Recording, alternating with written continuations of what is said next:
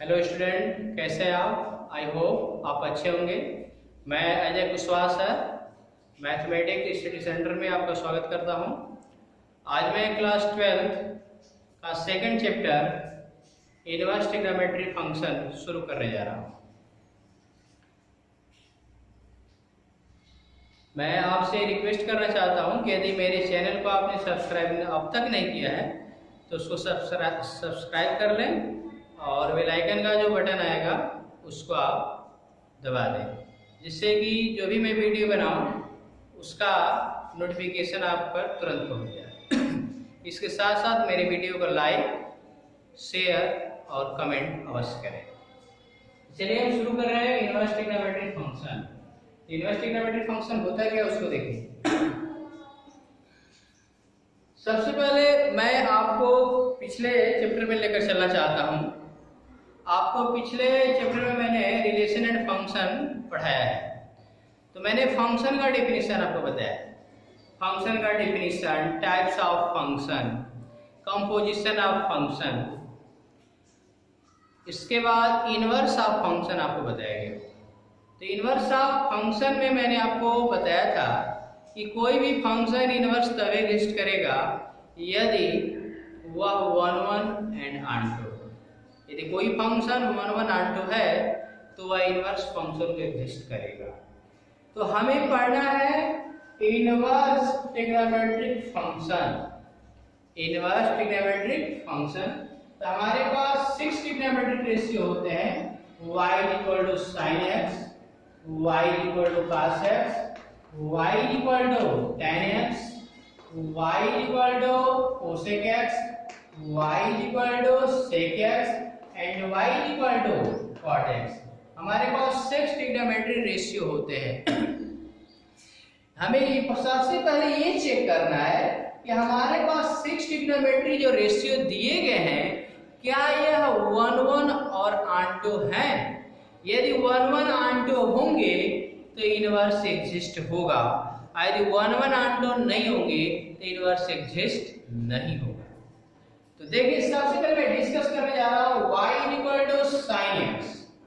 y = sin x मेरा inverse exist करेगा कि नहीं करेगा, या 1 1 ऑन 2 है कि नहीं, इसी पर डिस्कस करेंगे। उसके बाद अदर को मैं उसी तरह लिख दूंगा। तो y = sin x, इस पर हम डिस्कस करेंगे। तो देखिए, मैं क्या कर रहा हूं कि एक टेबल बना रहा हूं। इस टेबल में कुछ वैल्यू मैं पुट करूंगा।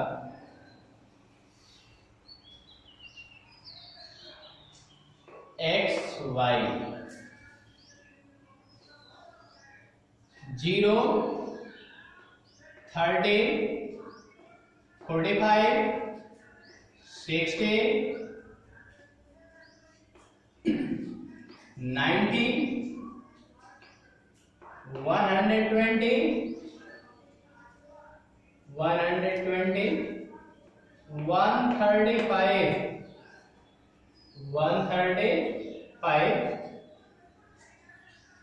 इसके बाद आपका 150 180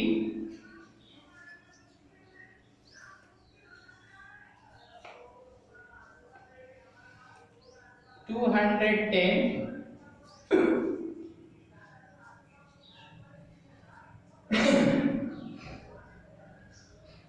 225 240 270। इसी तरह और भी आप एंगल लिख सकते हैं। तो साइन x का वैल्यू है 0 रखोगे तो साइन 0 का वैल्यू 0 होता है। x का वैल्यू 30 रखोगे तो 1/2, x का वैल्यू 45 तो 1/√2, साइन या 60 रखोगे तो √3/2, 90 रखोगे तो साइन 90 का वैल्यू 1। इसके बाद आपके पास 120, साइन 120 करोगे इसका वैल्यू निकाल सकते हो 90 + 20 30। तो आपका क्या आएगा cos 30। cos 30 का मान क्या होगा √3/2। इसी तरह इसका वैल्यू आएगा 1/√2। इसका आपका आ जाएगा 1/2, इसका वैल्यू 0 है। क्या आएगा 0।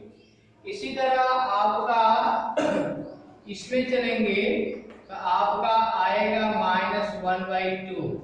इसका जो वैल्यू आएगा आपका -1/√2 -√3/2 और ये -1 आ जाएगा।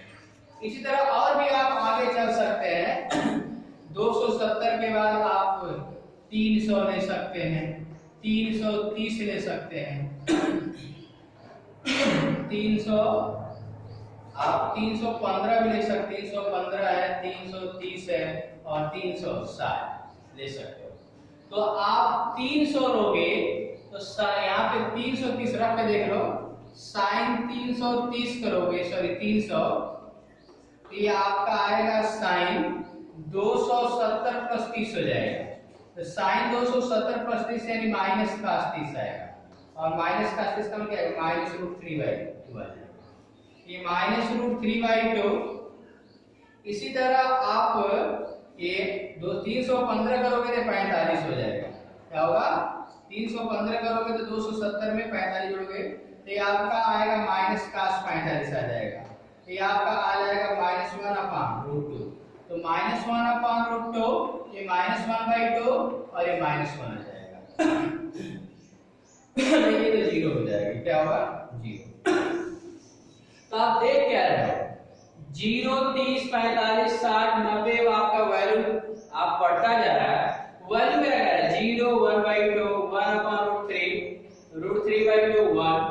अब देखो यहाँ 0 से 90 तक मेरा वैल्यू बढ़ा, फिर 90 के बाद √3/2, 1/√2, 1/2, 0, मेरा वैल्यू क्या रहा, घट रहा है। देखो 1 के बाद √3/2, 1/√2 घट रहा है।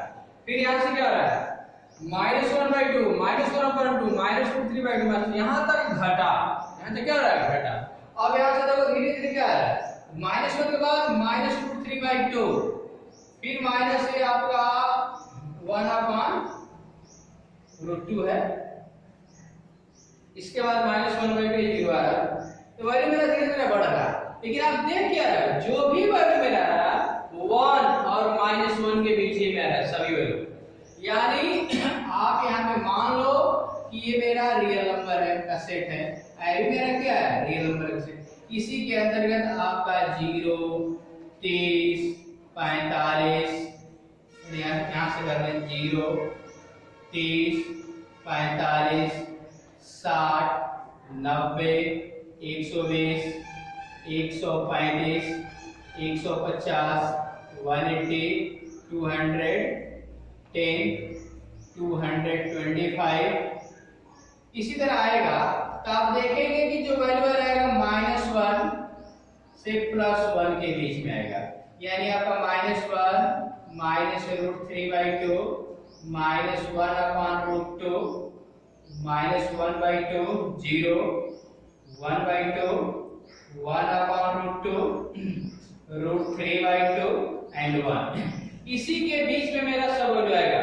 जैसे 0 का वैल्यू क्या है, 0, साइन 180 का वैल्यू 0, 30 का वैल्यू 1/2, 30 का वैल्यू 1/2, 150 का वैल्यू 1/2।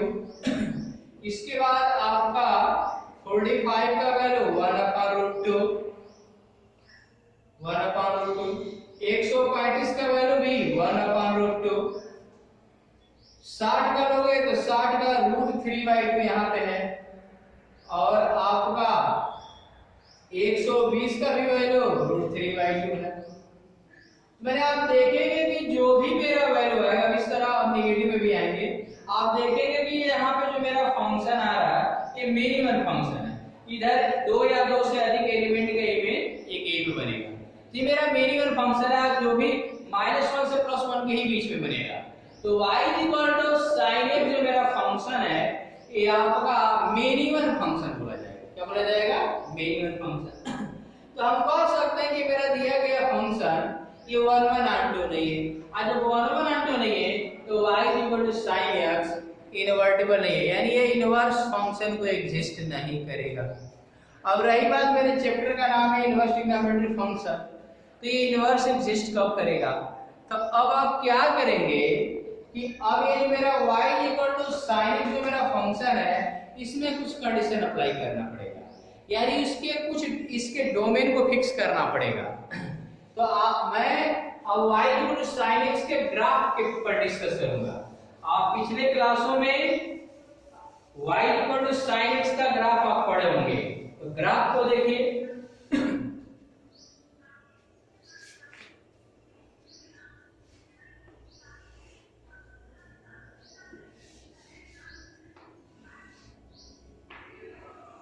ये मेरा ग्राफ है। ग्राफ यहाँ से ये आपका मैक्सिमम वैल्यू तो 1 आ रहा है और मिनिमम -1। ये मेरा π/2 ले लो, ये -π/2। तो मेरा 0 से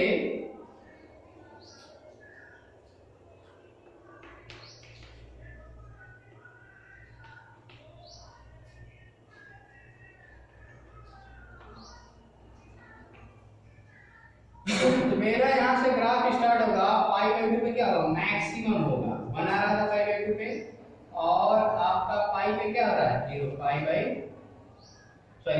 0 हो रहा है। इसी तरह आपका -π/2 पे इसका वैल्यू -1, ये है ये हमारा। और इधर आप -π पे चलेंगे, ये मेरा -π है, -π पे इसका वैल्यू 0 हो जाएगा, यहाँ +π पे 0 होगा। इसी तरह आप चलोगे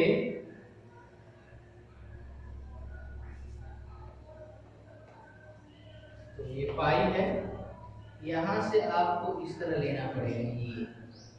तो ये मेरा जो वैल्यू होगा ये 3π/2 पे इसका वैल्यू -1 हो जाता है। इसी तरह आपका ये हमारा फंक्शन इस तरह जाएगा, ये ठीक है। तो इधर आपका ये -3π/2 पे प्लस हो जाएगा, पॉजिटिव आएगा, इस कंडीशन ये आएगा। तो यही मेरा क्या है, इधर y equal to sine x का ग्राफ है। अब ये आपका π/2 पे मैक्सिमम है और ये मेरा यहाँ से ये -π/2 है, -π/2 पे क्या करेंगे। तो ये आप देख भी रहे थे 0 से π/2, 0, 30, 45, 60 और 90। 0 से π/2 के बीच में यदि वैल्यू रखोगे तो y equal to sine x का मान 0 रखोगे तो 0, यहाँ पे x का 30 रखोगे तो 1/2, 45 रखोगे तो 1/√2, 60 √3/2 और ये क्या आएगा 1। उसी तरह नेगेटिव में चलो, यानी -30 रख दो, -30 रखोगे -1/2, -45 रखोगे तो -1/√2, -60 रखोगे तो -√3/2 और -90 करोगे तो -1। तो हम ये देखते हैं कि -π/2 से +π/2 में मेरा जो फंक्शन होगा, यानी यहाँ पे मैंने आप एक इसको डायग्राम बनाएंगे तो आप देखेंगे कि इस कंडीशन में मेरा जो फंक्शन है 1/1 होगा। जैसे अभी मान लीजिए ये मेरा -90 है, -60 है, -45, -30, 0, 30, 45, 60 और 90।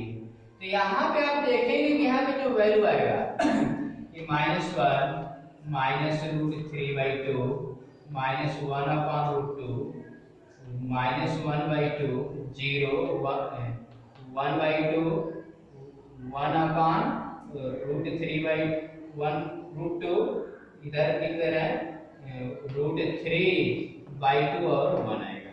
तो आप देखेंगे कि 0 का 0 पे इमेज बनेगा, -30 का -1/2 पे, -45 का इस पर इमेज बनेगा, -60 का इस पर, और ये 30 का 1/2 पे, 45 का इस पर, 60 का यहाँ बनेगा और 90 का यहाँ। तो इस कंडीशन में मेरा दिया गया फंक्शन 1/1 भी होगा, 1/1 और 2।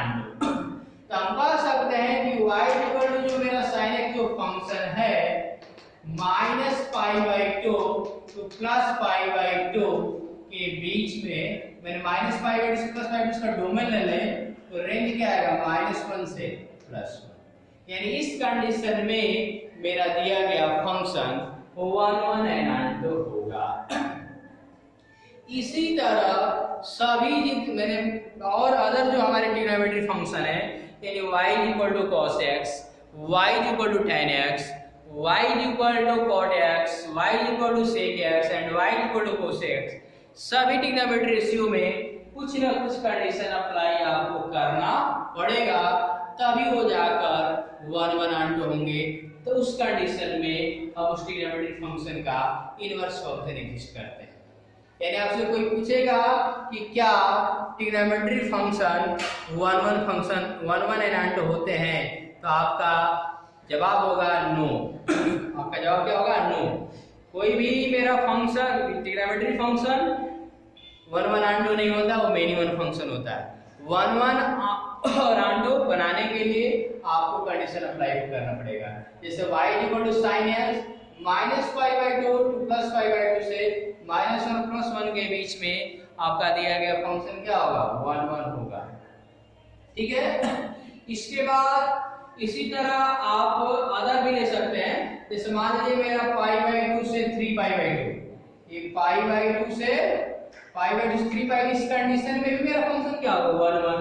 इसी तरह -π/2 से ये हमारा -3π/2 है, तो -π/2 से -3π/2 के बीच में मेरा फंक्शन क्या होगा? 1 1 एंड 2। तो मैंने और भी कंडीशन हो सकते हैं। क्लियर? तो चलिए मैं अब डिफाइन कर रहा हूं inverse function.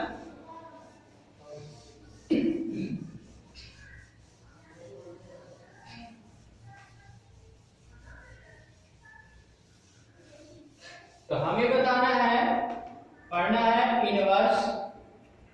Inverse of sine function.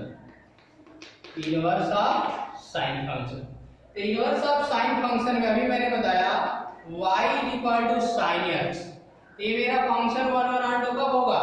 जब मेरा कंडीशन क्या होगा? आप यहाँ पे लिख सकते हैं f from -π/2 +π/2 -1 to 1, यानी इस कंडीशन में मेरा फंक्शन y = sin x क्या होगा? 1 1 एंड 2। तो इनवर्स ऑफ साइन फंक्शन को हम इस सिंबल से डिनोट करते हैं। ये सिंबल मेरा है, तो यहां से क्या आ जाएगा? sin इनवर्स y = x, ये मेरा इसका इनवर्टेबल फंक्शन होगा। अब यहाँ पे मेरा इसको आप किस तरह डिनोट कर रहे हो? इसको क्या करो? f इनवर्स आप क्या लिख सकते हैं? f इनवर्स -1 to 1 -π/2 से +π/2, ये आप लिख सकते हैं। ठीक है। तो ये मेरा y = sin x जो मेरा फंक्शन है, इसको लिखने का तरीका है। ठीक है।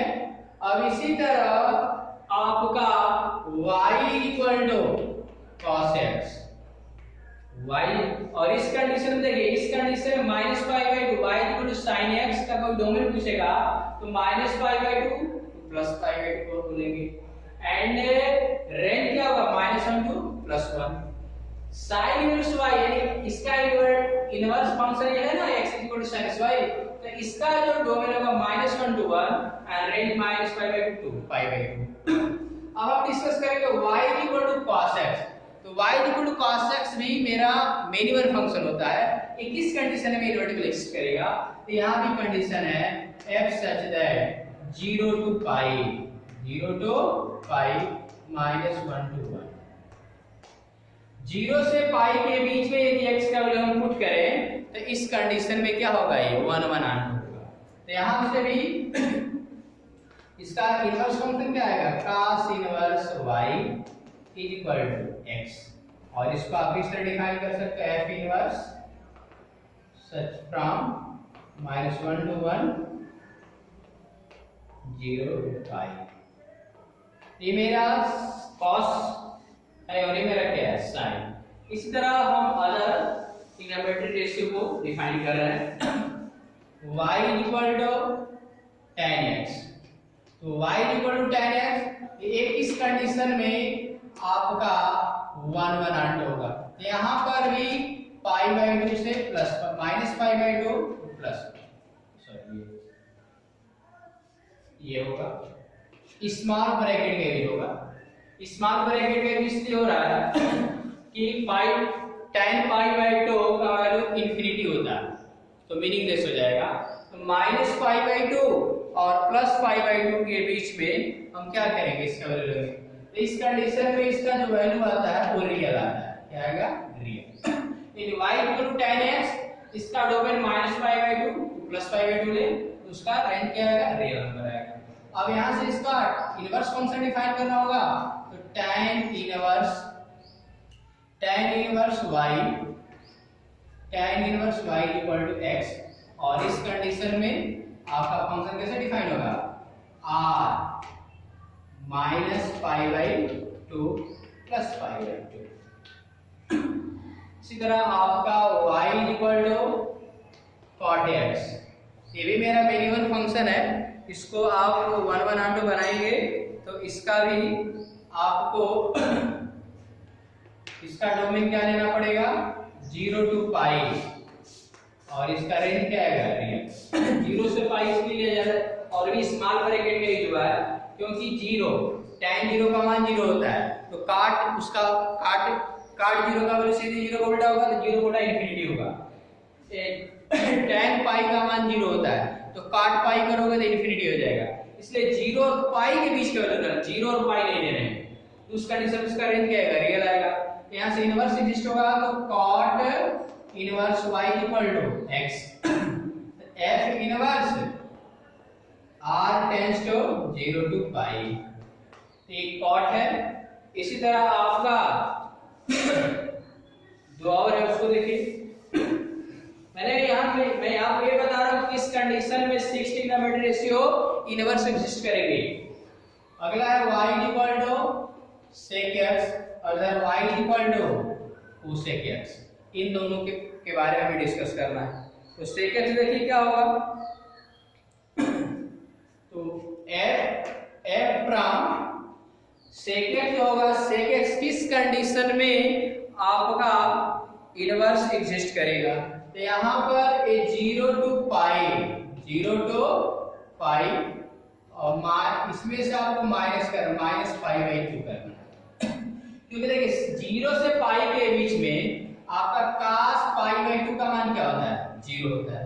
तो 0 से π के बीच में π/2 आएगा, तो चूंकि यहाँ पे sec π/2 करोगे, तो sec π/2 का क्या होगा, cos π/2 को 0, तो इसका क्या है, इंफिनिटी, तो इंफिनिटी मीनिंगलेस हो जाएगा, मेरा फंक्शन अनडिफाइंड हो जाएगा। इसलिए y equal to sec x का हम क्या करेंगे, डोमेन लेंगे 0 से π, लेकिन उसमें π/2 वैल्यू को छोड़ देना है। तो इस कंडीशन में जो मेरा रेंज आएगा, वो रेंज आता है आपका -∞ to -1, यूनियन 1 to इंफिनिटी, ये आएगा मेरा रेंज। क्या आएगा, ये 11th में आपको बताया गया होगा, -∞ -1 यूनियन 1 से इंफिनिटी। इसके बाद अब आपका यहां से इनवर्स एग्जिस्ट कराओगे, तो sec inverse y equal to x, तो f inverse -∞ to -1 union 1 to infinity, और टेंड्स टू 0 to π -π/2, यानी sec inverse y equal to x है। तो इस कंडीशन में इसका है डोमेन और ये रेंज। इसी तरह हम डिस्कस करेंगे cosec x, इसको आपको याद रखना है। cosec x देखिए, y equal to cosec x, तो y equal to cosec x में क्या आएगा, तो यहाँ पे भी आपका जो मेरा फंक्शन डिफाइन होगा, यहाँ पे हम लेंगे इसका भी जो हमारा जो आपका आएगा, वो जो इसका डोमेन होगा -π/2 से +π/2 होगा, -π/2 से +π/2, लेकिन इसमें आपको 0 निकाल लेना है।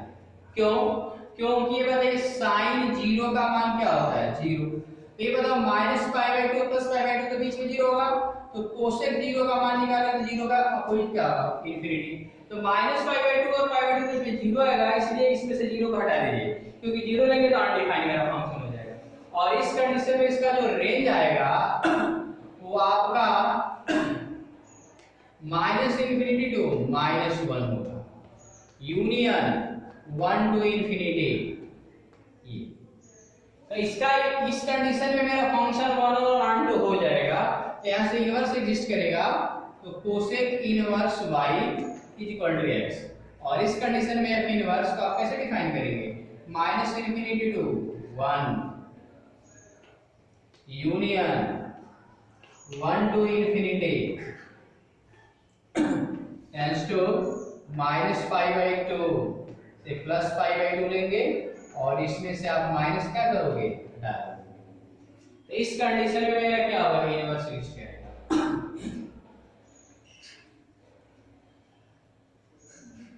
इसको मैं रब कर रहा हूं। अब इसके बाद अब मैं डिस्कस करूंगा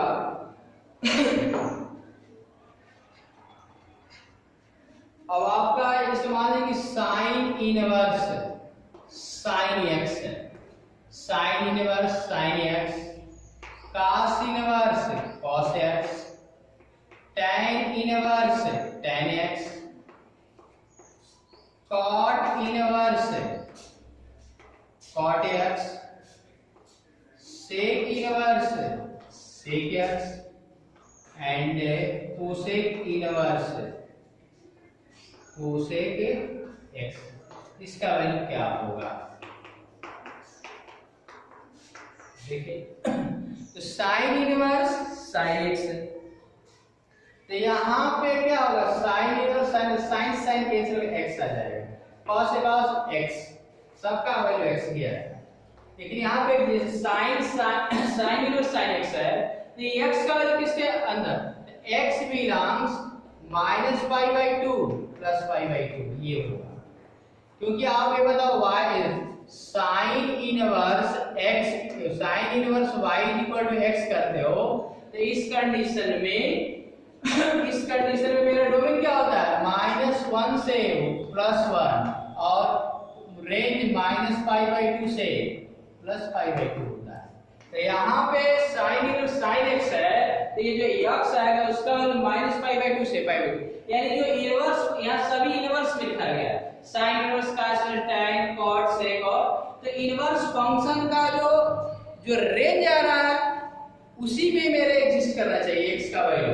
यानी कहने का मतलब कि जो आप ये जो x का वैल्यू जो आएगा -π/2 के बीच में, यानी इनके बीच में आने का तो प्रिंसिपल वैल्यू एग्जिस्ट होना चाहिए। जो भी मेरा रेंज दिया गया उस रेंज में यदि आपका x का वैल्यू आएगा तो प्रिंसिपल वैल्यू बोला जाएगा। तो आपका जैसे cos इनवर्स x है, तो ये बताइए यहाँ पे x क्या होगा, x बिलोंग 0 टू π होगा, x बिलोंग क्या होगा 0 टू π। इसी तरह आपका tan है, यहाँ पे क्या होगा, x बिलोंग -π/2 से +π/2 ये होगा। यहाँ पे cot इनवर्स cot x करोगे, cot इनवर्स cot x, तो इस कंडीशन में भी आपका क्या आएगा, इस कंडीशन में आपका आएगा 0 टू, यहाँ पे x बिलोंग्स 0 टू π, ये कंडीशन होता है, ठीक है। तो इसी तरह से और तो इसको आप याद रखिएगा। अब मैं डिस्कस करूंगा इसको, इस पर देखिए। अब मैं ये लिखूं sine inverse x, cos inverse x, tan inverse x, cot inverse x, sec inverse x, cosec inverse x। तो इस कंडीशन में भी इसका वैल्यू x आएगा, इसका वैल्यू क्या आएगा x, इसका भी x। मैंने साइन से साइन इनवर्स कैंसिल होगा, क्या आएगा x, यहां से भी cos से cos कैंसिल हो जाएगा, लेकिन यहाँ पे x है, यहाँ पे x किससे बिलोंग करेगा, तो यहाँ पे जो मेरा x आएगा, यहाँ पे x आपका आप -1 से 1 के बीच में आएगा, यहाँ पर भी क्या आएगा x बिलोंग्स -1 से 1 के बीच में, यानी आपका y = sin x होता है, तो यहाँ पे इसका जो रेंज होता है -1 से 1 होता है, तो x का वैल्यू उसमें आएगा। tan इनवर्स है तो इसका वैल्यू क्या आएगा, x बिलोंग्स रियल नंबर आएगा। इसी तरह cot sec और cosec इनवर्स, तो उन दोनों में मैंने इसके पहले sin और sin से, तो दोनों में डिफरेंसेस है, ऐसा नहीं कि सेम है, ठीक है। तो चलिए मैं आगे चल रहा हूं।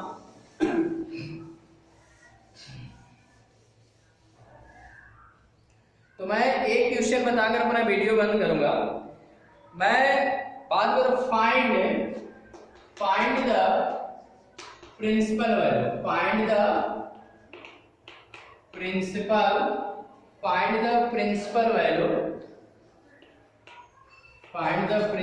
Value of sin inverse 1/2 and sin inverse -1/√2। इसी क्वेश्चन को बताकर मैं अपना वीडियो बंद करूंगा। Find the principal value of sin inverse 1/2 and sin inverse 1/√3। तो अभी मैंने बताया sin इनवर्स y = x, ये मेरा फंक्शन किस तरह डिफाइन है, f inverse x -1 to 1 to -π/2 से +π/2, ये डिफाइन। तो यहाँ पे sin इनवर्स y = x, इसका वैल्यू बताना है। तो यहाँ पे हमें y का ही वैल्यू फाइंड करना है, तो y का जो वैल्यू आएगा -π/2 से +π/2 के बीच में आएगा। तो आप क्या करोगे कि मेरा जो sin इनवर्स 1/2 है, इसको आप x मान, क्या मान लें x, तो 1/2 = क्या आएगा, sin x, sin हो जाएगा sin। अब बताओ sin x कौन सा वैल्यू 1/2 होता है, तो sin 30 का मान, यानी sin 30 को π/6 लिख सकते हैं sin x। तो आपका यहां से क्या हो जाएगा, π/6 = x। तो आप ये बताइए sin इनवर्स 1/2 को क्या बना था, x पर कितना गया, π/6।